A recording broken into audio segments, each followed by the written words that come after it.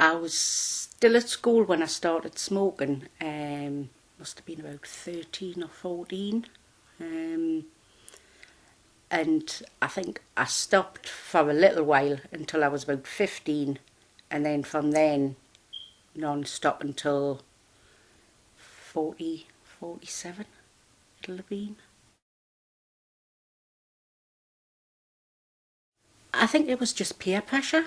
Behind the bike sheds and thought you were good, walking along with a cigarette in your hand and then it's I, for some reason I decided that I wouldn't smoke anymore, and then a friend, don't be so soft and that. Everybody else is smoking. And that's all it was, because everybody else had a cigarette, I had to have one as well. It had to be the same as everybody else. And plus, at that age, you think it's grown up and it's cool, and little do you know.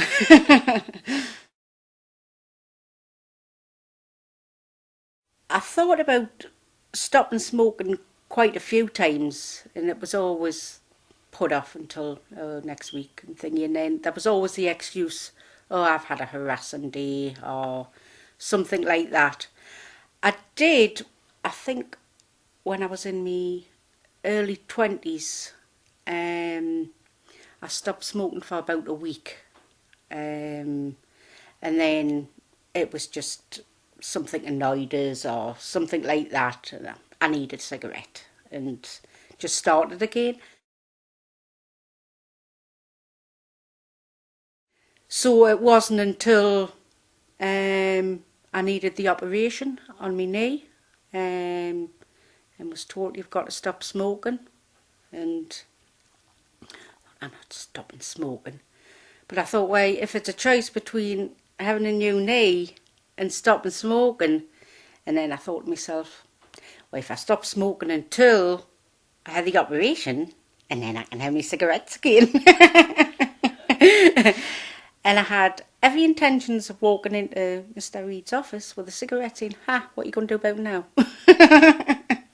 And it didn't turn out that way.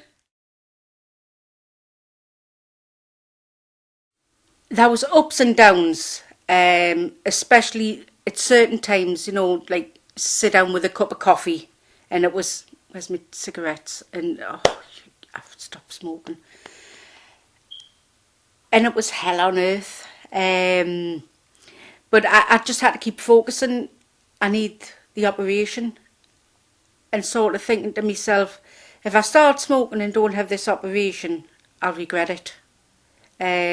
I'll think to myself, in a couple of months, I would have had my operation by now. And I really couldn't think of anything else that would make us stop. But what kept us going as well was the thought that once I had this operation, I could start smoking again. There was nothing stopping us. And that's what I focused on. I took it day by day, week by week, knowing, right, in so many weeks, I can have a cigarette again. When I was told first told that I had to stop smoking, and I told the family, they just laughed. You'll never do it, ma'am. And I says, I will. And they they couldn't comprehend me without a cigarette in my hand, and they didn't believe I could do it. And I've got family all over the country, and it went right way around the country how Mandy's got a pack in smoking. And there's not one of them said she'll do it. Everyone turned around and says she'll never do it. They're attached to her. You don't see Mandy without her cigarettes in her hand. I resented it a lot in the beginning, being told I had to stop smoking. But I had that many people saying to us, I can't believe it. Mandy, you've done it. And I was like, yeah, I have, haven't I? I was going to start smoking once I had the operation.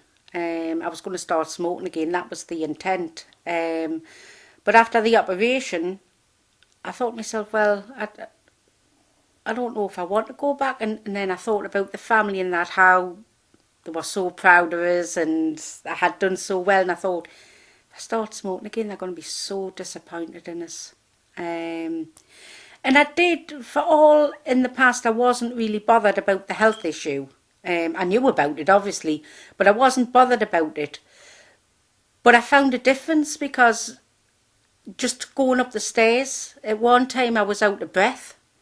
And then suddenly I was way up the stairs and I'm thinking, I'm not puffing and panting. And I'm thinking, it must be stopping smoking. And I never thought about it beforehand. I knew it would probably help us, but it wasn't until I'd done it and then I realised the difference. And I thought I am a lot healthier. I can breathe better. And like I said, I didn't want to disappoint anybody by starting smoking again. I thought, well, if I can go this long, I can do it. And like I say, there's a difference between needing a cigarette and wanting one. I mean, I could quite easily now have a cigarette, but I don't need one. I'd like one, but I can't have one. So I do without. I know the medical team and what have you will tell you all about, like, it's better for recuperation and all the rest of it. And if you're anything like me, you couldn't care less. It doesn't sink in. The only thing that sunk into me was, I'll not get this operation done if I don't stop smoking. I never thought about, it'll take us longer for to get better and all the rest of it. None of that bothered us. It was just the fact that I wanted the operation done because I knew it would make a change to my life. And I thought, well, if I want to take up smoking afterwards, I can, which I haven't done because it hasn't been until I stopped the smoking that I realised the actual benefits of it. I knew when I was smoking what the benefits were, but it wasn't until I stopped smoking and had the benefits of it that it sort of sunk in.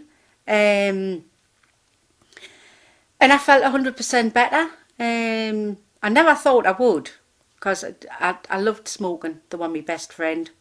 And now I think they're my worst enemy. I feel better. I feel more healthy. And it never bothered us the money side of it either, really. I mean, they're expensive. But I thought, well, I'm just spending money on something I enjoy. But since then, I've got myself a new 3-piece suite, a new bedroom suite, new curtains. I've done my house out and that. And I think to myself, I've done that with my cigarette money, which I would have went up in smoke. So I'm proud of myself.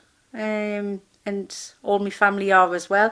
Even now, it's over a year and a half. And relations come down. I've got relations in Yorkshire and London and different places. And the first thing when they come down to visit is, hey, still stop smoking, Mandy? I say, yeah. Have you? And they kind of believe it. Yes, I am. I'm quite proud of myself.